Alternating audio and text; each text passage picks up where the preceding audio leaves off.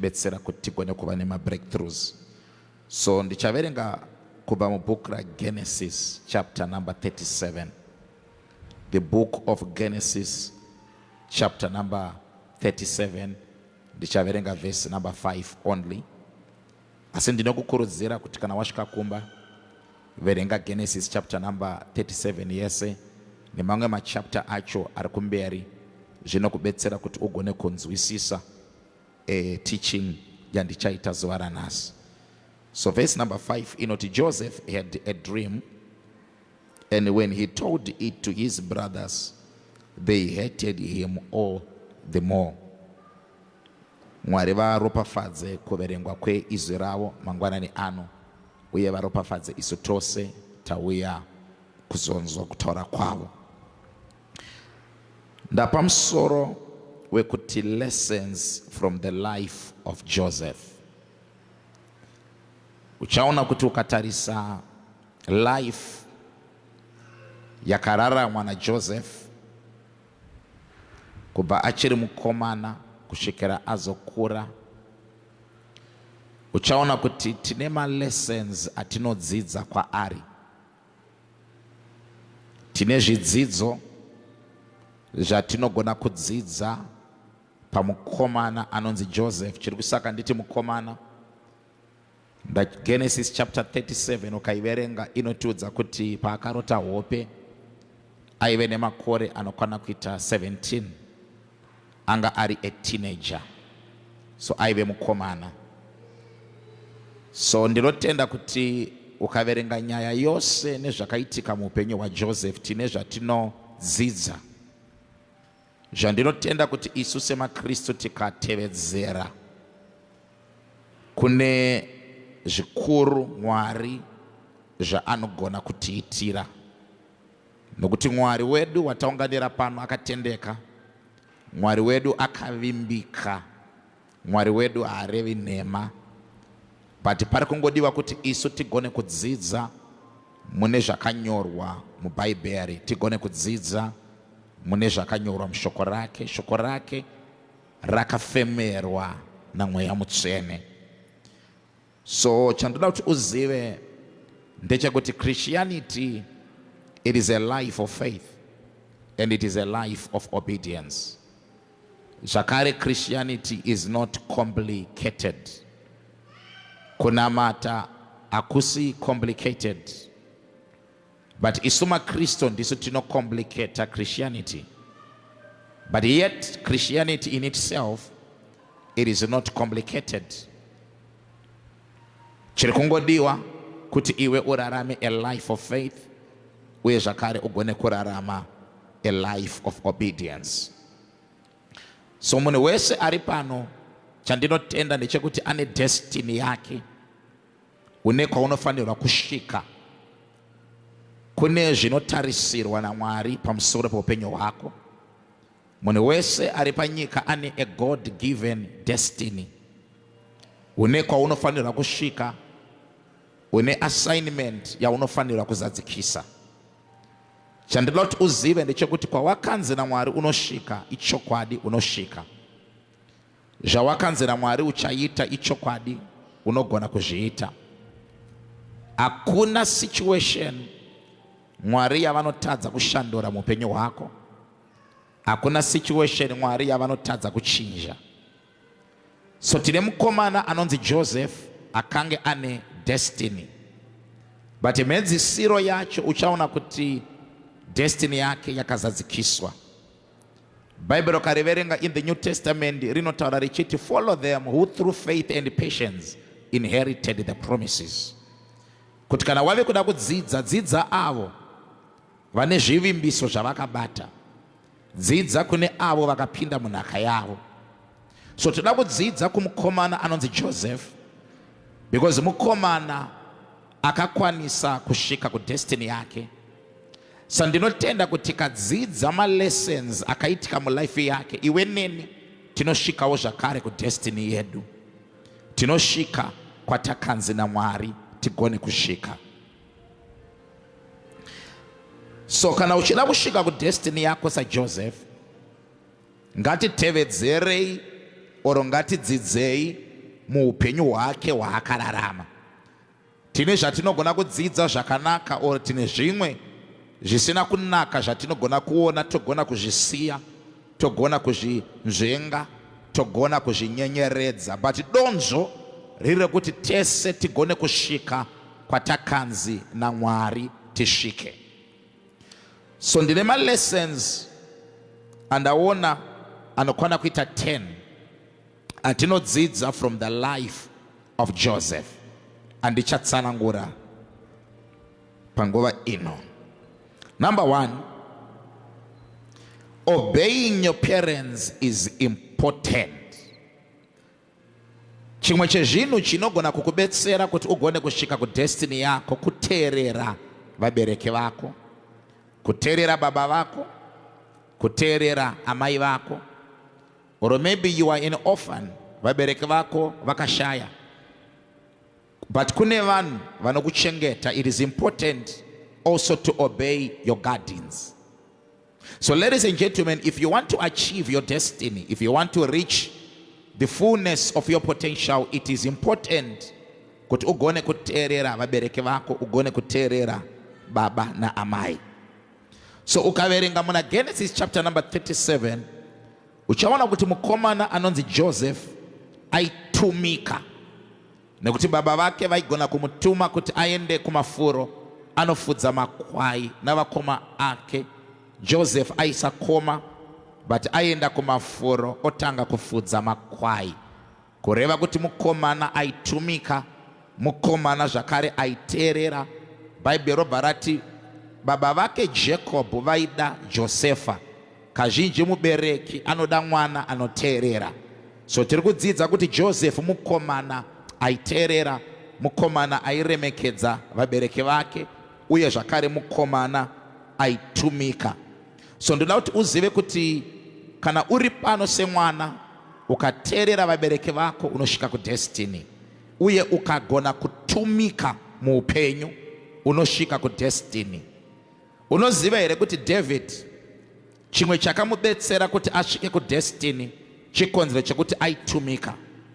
Bhaibheri rinoti Jese akatuma David, ndokubva amupa cheese, akamupa chingwa, akati enda kuhondo kune vakoma vako unovapa chikafu.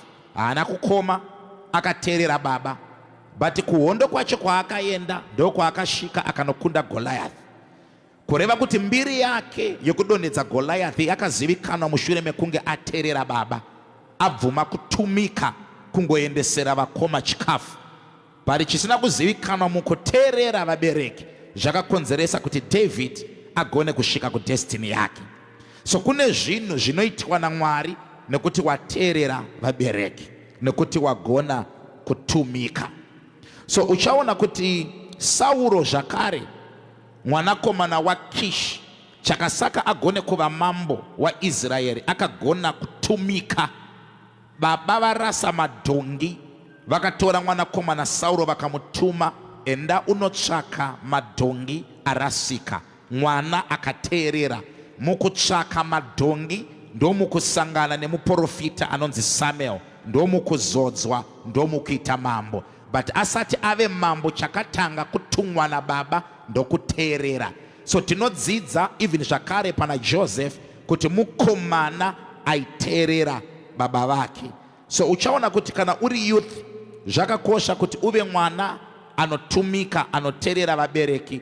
Uri mwanasikana, zvakakosha kuti utsvaire pamba, zvakakosha kuti wakatumwa kuti uwaridze kana mubhedha, tumika, gona kuwacha pamba, gona kusuka maplates. Vabereki zvavakutuma gona kuita. Even uri mukomana, ukatumwa kuenda kumunda, teerera. Ukatumwa kuenda kuchigayo, teerera. Ukadzisakura sora pamba, gona kuteerera. Ukanzidiridza mugarden, iva mwana anotumika, iva mwana anoteerera. Mukuteerera vabereki ndomukuburuka kweropafadzo yaMwari pamusoro poupenyu hwako. So tinodzidza kuti kuteerera vabereki kuri very critical, kuri very important kuti munhu agone kusvika kudestiny. Joseph akasvika kudestiny. Tinodzidzei? Waiteerera vabereki. So zvakakosha kuti ugone kuteerera vabereki. Hazvinei kuti wakaroora uri wakarorwa, wakura, wane vana vako, vabereki vako chero vakwegura zvakakosha kuti ugone kuvateerera. Hazvina basa kuti wadzidza kudarika mai, wadzidza kudarika baba, vabereki vako havana kudzidza. Kusadzidza kwavo haisi qualification yekuti uregedze kuvateerera. Chero vasina kudzidza, mubereki ngaateererwe. Mubereki akakutuma, gona kutumika. Taura nemubereki zvakanaka, usaita hasha pamberi pemubereki. Dzikama ukatsurwa, gona kuteerera, nekuti vabereki pachezvavo vane ropafadzo inobva kuna Mwari. So ndinokukurudzira kuti iva mwana anoteerera mubereki wese. Zvakakosha uye zvine ropafadzo yaMwari. Number 2, tinodzidzei palife yaJoseph. Ndanyora kuti importance of dreams. Joseph mukomana aikoshesa hope dzaanenge arota. Saka pese paunorota, do not take dreams for granted. Tine vanhu vekuti vakarota hope havakoshese hope, vanongoti kurota. But Joseph mukomana aikoshesa hope dzaanenge arota. Shoko rinoti Joseph akarota hope, ende arota hope zvinonzi akaenda akanoudza vakoma vake zvaakange arota. Akazorota kechipiri, akaudza vakoma vake, akaudza vabereki vake. Chinoratidza kuti aikoshesa hope, iko kuudza vakoma, iko kuudza vabereki. It is a sign yekuti Joseph aikoshesa hope. Ndadai aisakoshesa hope, aisaudza vanhu zvaarota. But kuudza vanhu zvaarota, it is an indicator yekuti mukomana aikoshesa hope. Sandinokuencourage kuti iva munhu anokoshesa madreams, zvaunenge warota gona kuzvikoshesa. So have a notebook yaunonyora each and every dream yaunenge warota usiku. Ukapatikana 2 a.m. uchiri kurangarira zvawarota, nyora munotebook mako kuti ndarota chakati chakati. Chinogona kusameka sense to the natural mind, but chine spiritual significance. Zvawarota zvine spiritual importance. Saka hope dzose dzawarota chero dzakasameka sense, iwe make sure kuti wanyora pasi. It's a matter of time dzichasvika padzichazadzikiswa. So uchaona kuti Joseph akasvika kudestiny nekuda kwehope dzaakarota. Saka hope dzakakosha, hope dziri spiritual.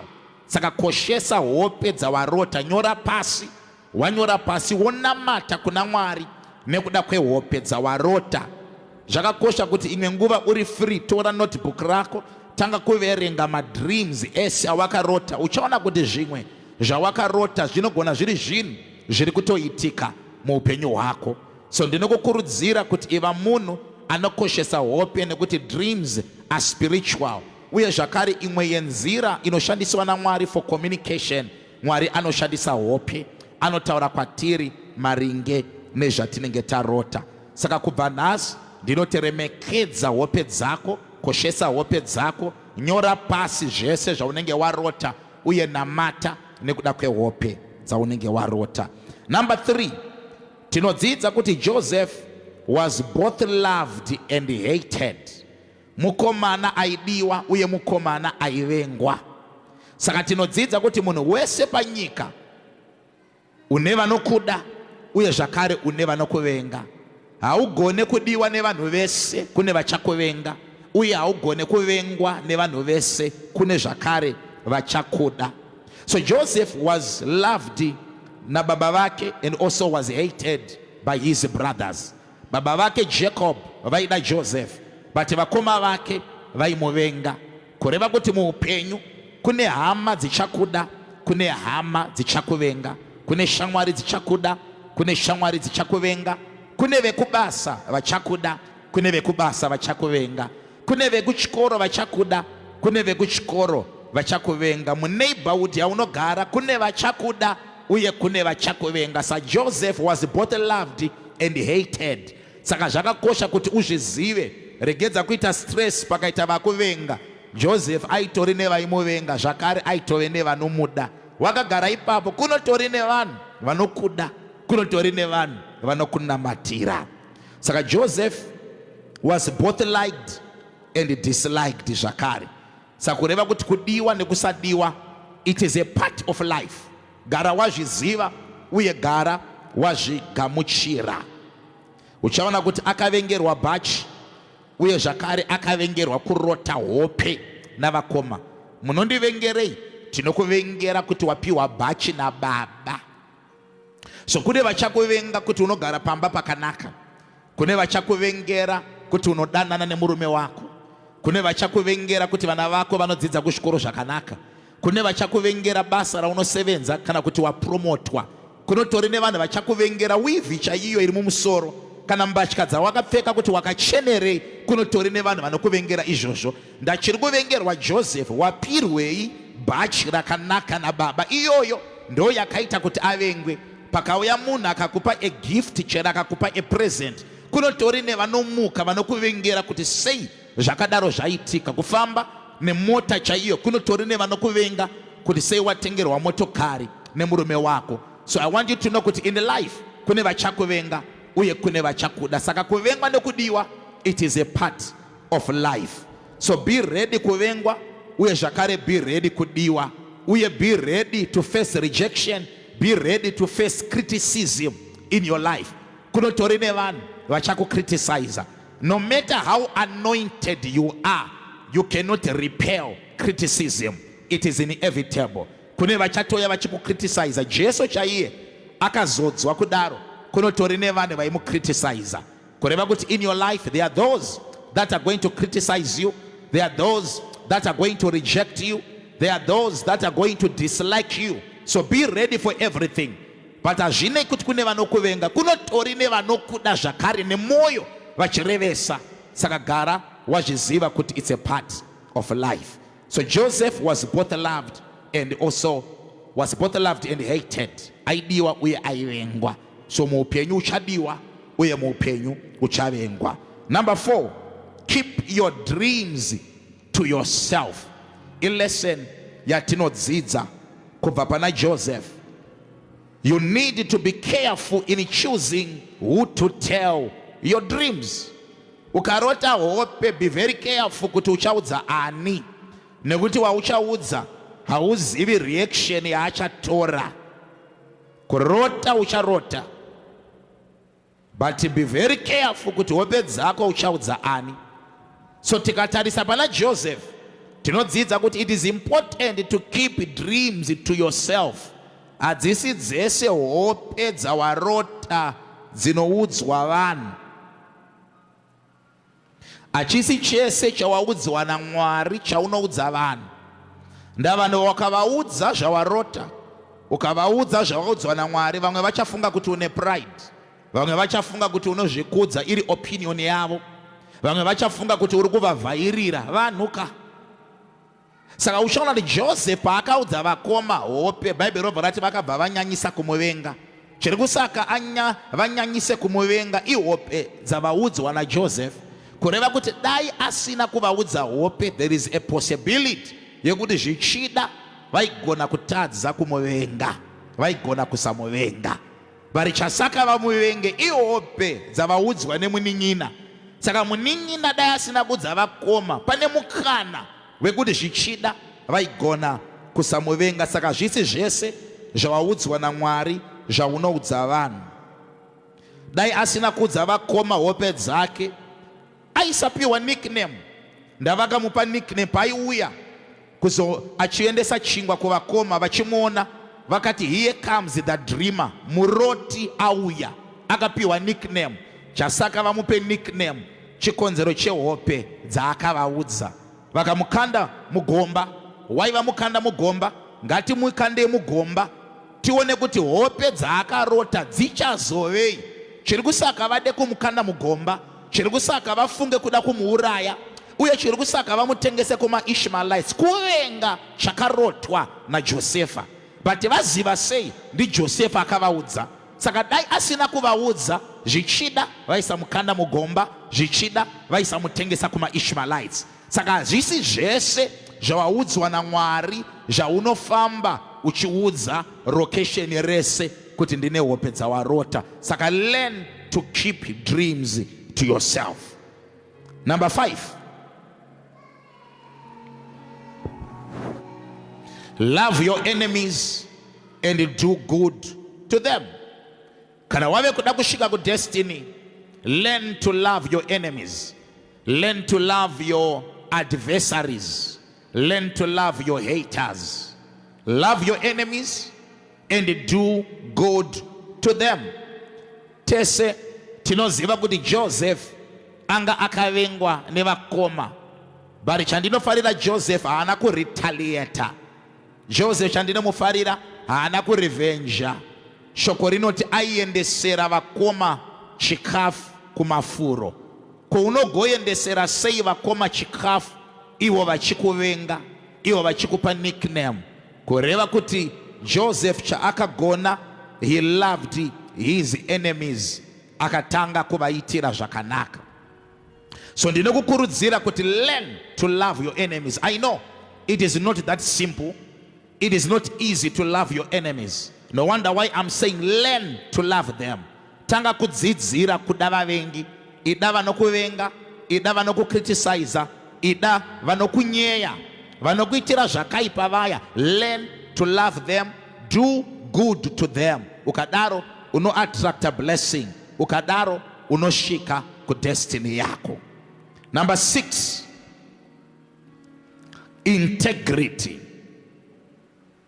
Joseph was a man of integrity.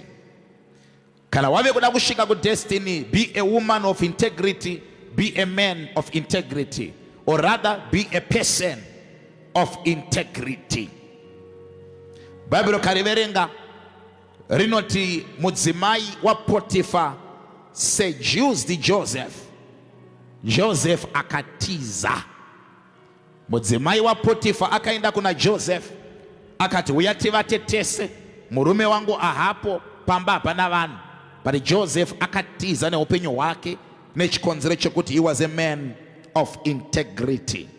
Kureva kuti Joseph was true to his moral code even though no one was around. Pasina vanhu pamba, hakuna igona kumubata, but he was a man of integrity. So I want to encourage you to maintain a high standard of purity. Rarama a holy life. Rarama a holy life. Ukadaro jino kubetsera kuti ushike ku destiny. Unoziva here kuti Josepha pa akaseducedwa nemukadzi wa Potiphar, dai akabvuma kurara nemukadzi wa Potiphar, it means mukadzi wa Potiphar aisanotengesa Joseph, aichengeta secret. Saka kuchengetwa kwe secret kureva kuti Josepha achaenda mujeri. Ndachakasaka aende mujeri, mukadzi wa Potiphar akafremera Josepha akati anga achida kundirepa, ndosaka akaenda mujeri. Saka dai Josepha akarara nemukadzi wa Potiphar, it means aisaenda mujeri. Saka kutadza kuenda mujeri, it means Joseph aisashika ku destiny. Why? Ndamujeri mune munhu waakadudzira hope. Munhu waakadudzira hope ndiye akazopromotwa akanosevenzera Farao, akazoreverera Josepha kuna Farao. Kureva kuti Josepha kurara nemukadzi wa Potiphar hauchaenda mujeri. In other words, wa abota destiny. Hauchashika kwa wakanzi na Mwari ushike. But wakave a man of integrity, wakachengetedza purity, ukararama a holy life, wakava nema standards, ma moral standards in life, unoshika ku destiny yako. Saka tine vanhu vari kutadza kushika ku destiny. Why? Nekuti musikana arara nemukomana, nekuti mukomana arara nemusikana, ori warara nemurume wemunhu, ori warara nemudzimai wemunhu. Yes, munogona kuzviitira mumba pasina vanhu, munogona kuzviitira muhotera pasina ari kukuonai, but I want you to know kuti Mwari aona. Wafoira test. Saka pese pawarara nemunhu, you are aborting your destiny. You are delaying yourself kuti ushike kwa wakanzi na Mwari ushike. Saka like Joseph, rarama a holy life ichika Mwari, ukadaro God will bless you. Uye unoshika ku destiny yako. Ukabuda out of town, ukaenda kuguta ra usingazivikanwe, chero ukaenda kunyika ya usingazivikanwe, ndiri kurevei, ndiri kuti kwa waenda ikoko, whether it's out of town, either kunyika kwa usingazivikanwe, ndiri kuti zvichengetedze. Uri mwana, chero wakaenda ku university, chero wakaenda ku college, ndiri kuti zvichengetedze. Usarara nevanakomana, usarara nevanasikana, but ndiri kuti zvichengetedze. So be a person of integrity. Tell your neighbor and say, be a person of integrity.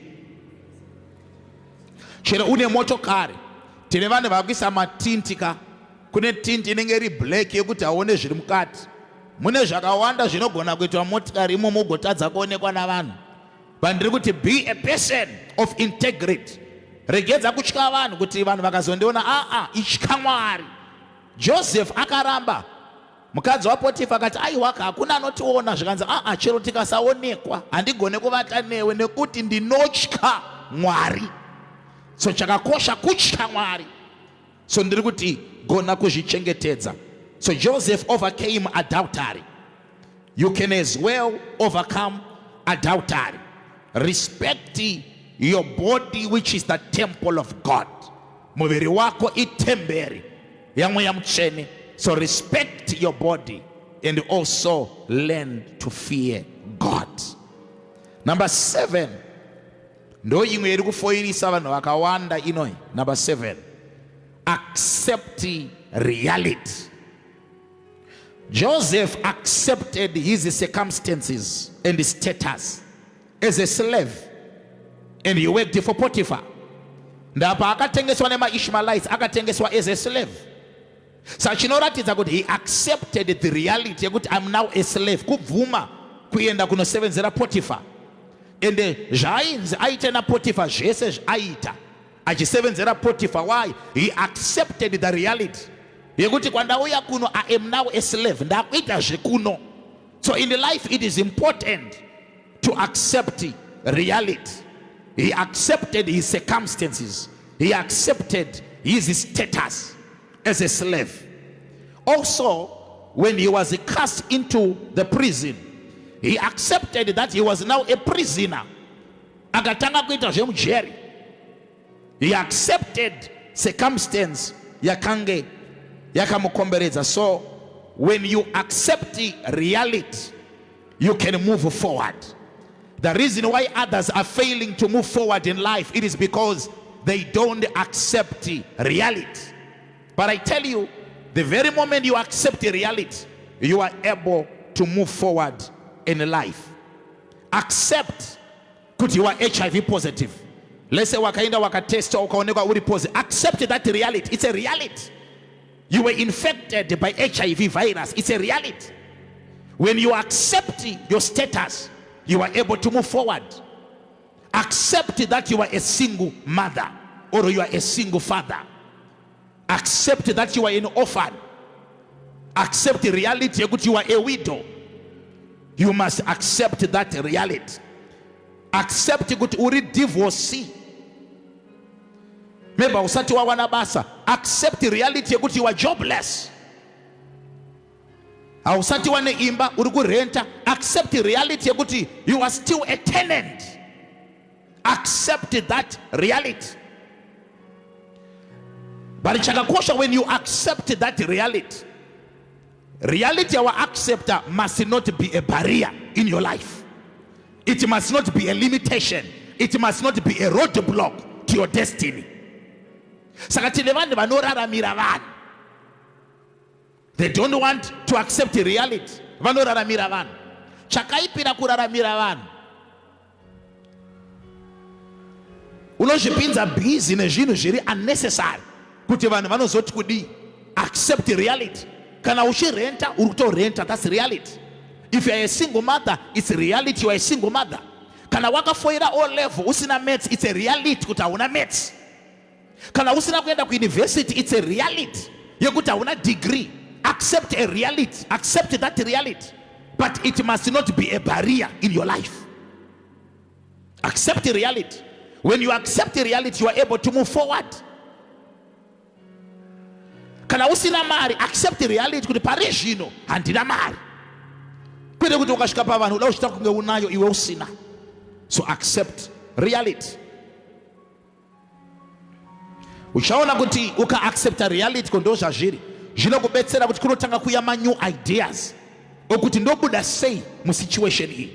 Ndobva sei pa condition iyi. So accepting reality, I'm not saying maintain the status quo. No. They're going to accept it in those situation, but it must not be a barrier.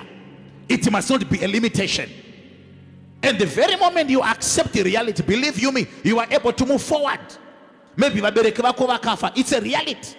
Maybe wakarepwa uri mwana mudiki, it's a reality yokuti wakarepwa. Accept that reality so that you can move forward in life. Glory be to God. Number 8, exercise patience. Ladies and gentlemen, it's a reality. Could sometimes dreams, they take time to come true. Ukarota hope azviitike overnight, azvireve kuti zvawarota mangwana zvichaitika. Sometimes it might take years and years, but azvireve kuti Mwari vakanyepa. So be patient with the plan of God for your life. Be patient with the purposes of God for your life. Uchaona kuti Joseph uyu, remember akarota hope when he was 17 years old. And the Bible says at 30 he became the governor. Kureva kuti akaita governor 13 years later. But aita governor hope hadzisati dzadzikiswa, because muhope akaona vakoma vachimupfugama. So kuzadzikiswa kwehope kupfugamirwa nevakoma. Bible robva rati ndokubva paita 7 years dzamaguta. Vakoma havana kuenda Egypt. Why? Because kwaive nemaguta all over the world. There was abundance. Saka Joseph is now 37. And if you subtract 17 years pakarota hope from 37, uchaona kuti pane 20 years. But hope hasaza dzadzikiswa. Pakazouya makore enzara, vakoma ndo pavakaenda kuEgypt, vakasvika vakapfugamira Joseph. Muri kureva munhu waMwari? Ndiri kureva kuti his dreams were fulfilled after more than 20 years. Hope dzaJoseph dzakazadzikiswa after more than 20 years. Saka tine vanhu vari kuabhota destiny. Why? Because they are not patient. Learn to exercise patience. Gona kumirira the time of God. Gona kumirira the appointed time. Usamanya kumanya handiko kushika. Mirira nguva ya Jehovah. Joseph's dreams were fulfilled more than 20 years later. You can imagine. Kureva kuti hope dzawakarota dzinogona kuzadzikiswa even after 2 years or after 5 years or after more than 20 years, sezvakaitika kuna Joseph. So kana wave kuda kusvika kudestiny, iva munhu ari patient, iva munhu anomirira nguva yaMwari. Hakuna level isingasvikike in life. You can attain any height in life. Kunoshikika. Kwese kune vanhu vamunoyemura kwekuya kunoshikika. But exercise patience. Mwari ngaakusimudze mbichana. Remember, we move from glory to glory. Hakuna munhu anongwerekana apa musoro, munhu anotangira pasi achisimudzwa naMwari kusvikira ashika kuri kudiwa naMwari kuti ashike. So exercise patience. Bible wrote that temporary suffering cannot be compared with the glory which is ahead. Zvauri kusangana nazvo, it's only a phase, but there is a greater glory waiting for you mu future yako. Zvauri ku experience Joseph, it's only a chapter. Kurambwa nevakoma, it's a chapter. Betrayal yevakoma, it's only a phase. Kuenda mujeri, it is only a phase, but zvichapera. Eventually akave governor, vakoma vakamugwadama. Kureva kuti hakuna situation inoramba yakadaro. Situation yega yega tina Mwari anoishandura, tina Mwari anoichinja. Glory be to God. Number 9, forgiveness. Despite all that Joseph had been through, akatengeswa nevakoma, they betrayed him, but angasina grudge against his brothers. mweya mutsvene ngatibetsere pamagrudges. Tine maKristu anouya kuimba yaMwari kuzonamata, but mavari vane magrudge avakabatirira. Wakaradziswa nehama, wakarwadziswa neshamwari, but regedza kuchengetedza grudge mumwoyo mako. Joseph had no grudge against his brothers. Bible kareverenga not he forgave them for their betrayal. Kwete kungovaregerera. The Bible says he actually helped them during a time of famine. Akatene munotora baba vangu uyai mugare kuno ndokupai Goshen mugare kuno. He actually helped them. Vari kubetsera ndo vakamutengesa, vari kubetsera ndo vakamisa mugomba, vari kubetsera ndo vakamupa nickname, ndo vaimukriticize, ndo vaida kumuuraya, but haana kubatirira pagrudge iye zvaakaitirwa in the past. Tine vanhu vakakanganisirwa 20 years ago nanhasi uchiri wakazvibatirira. Unoona munhu achida kamuregerera but kumba kwake handitsike. It means you are deceiving yourself. Hausati wamuregerera because kana usingaende kumba kwake uchiri wakabatirira kuzvinhu zvakaitika kare. Vamwe venye mune magrudge against amwene, une magrudge against tete, une zvawakabatirira. Maybe best friend yakakutorera mukomana wako nanhasi une grudge against your best friend. But iva munhu anoita let go, iva munhu anoregerera, usarambe wakabatirira. Ndapaunobatirira zvawakakanganisirwa, you are delaying yourself kuti usvike kudestiny. You can imagine Jesu ari pamuchinjikwa arovererwa zvipikiri, anoti Mwari varegererei nokuti havana chavanoziva. Zvipikiri zviri munyama yake, ropa riri kuyerera, ari kunzwa pain, but patime yakadaro anoita munamato wokuti varegererei. Chinonzi Christianity, it is a life of forgiveness. Regerera wese akakutadzira. Murume wako akaita girlfriend, murume wako akakupa chirwere, murume wako ane mwana musango, muregerere. Pauchamuregerera uchavhura madoors anokuendesa kudestiny yako. Joseph akaregerera vakoma vake nokuda kwebetrayal yavakaita kwaari. Paunoregerera, you let go of all the bitterness and the anger that keeps you from progressing. Une hasha mauri, une anger yawakatakura, une bitterness yawakatakura nekuda kwezvakaitika in the past. Vanhu vaMwari, tine vanhu vari panapa vari kurwara, vari chiri kusaka utadze kupora, une bitterness, une vanhu vawakabatirira instead of letting go. Tine vanhu vari kutadza kusimuka in life, uri kutadza kuprogressa in life, nda une wawakabatirira. But you must be ready to release, you must be ready to let go. Iva munhu anoregerera, ukaregerera unoenda kure. Chakaipira bitterness, bitterness yakafanana nesimbi yakatakura ngura. Simbi yakatakura ngura ndio inokwadzwa nengura, ndio inodyiwa nengura. Saka munhu akatakura bitterness, akatakura unforgiveness, akatakura hatred, akatakura anger, unokwadzwa nezvawakachengeta mumwoyo mako. Ndosaka vamwe venyu mune maBP nokuti une vanhu vawakabatirira. The moment yauchavaregerera uchaona kuti BP yako ichava normal. So be willing to forgive like Joseph.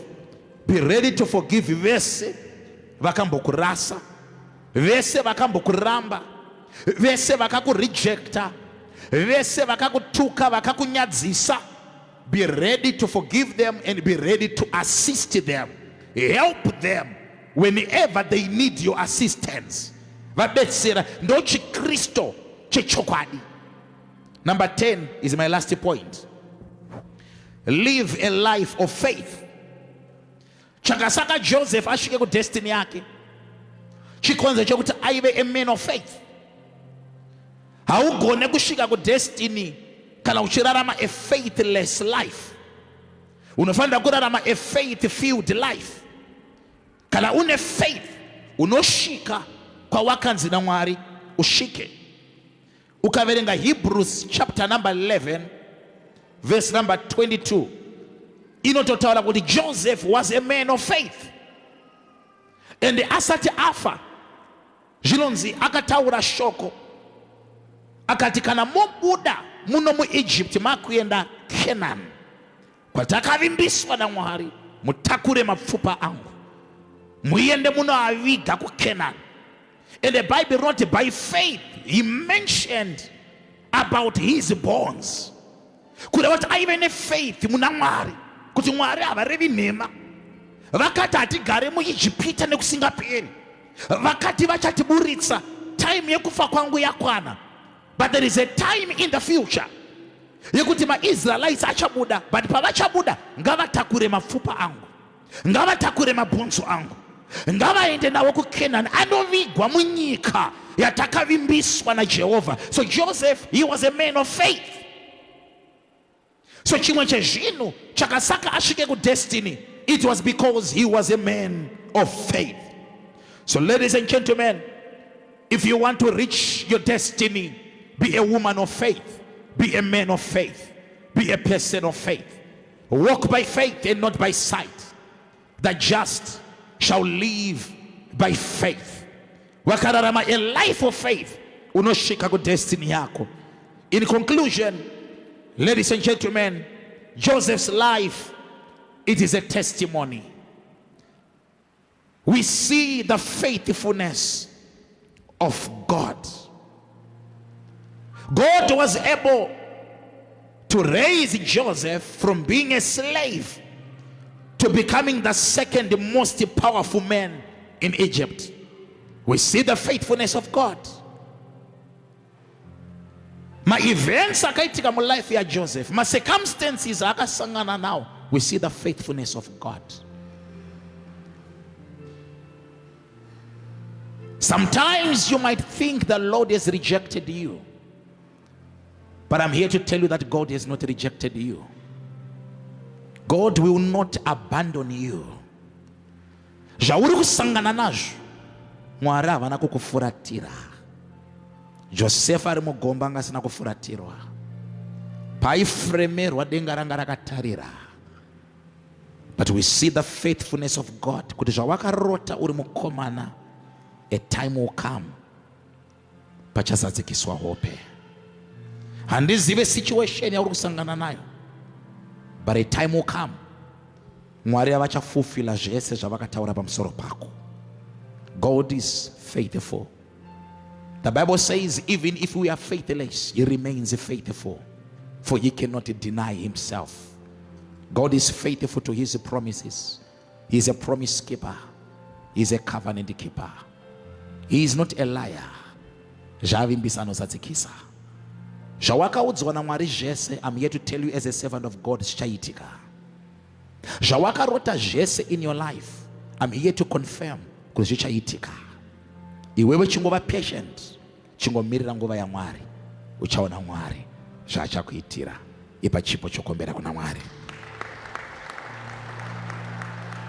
Sumuka netsoka dzako. Ndinoda kuti unamate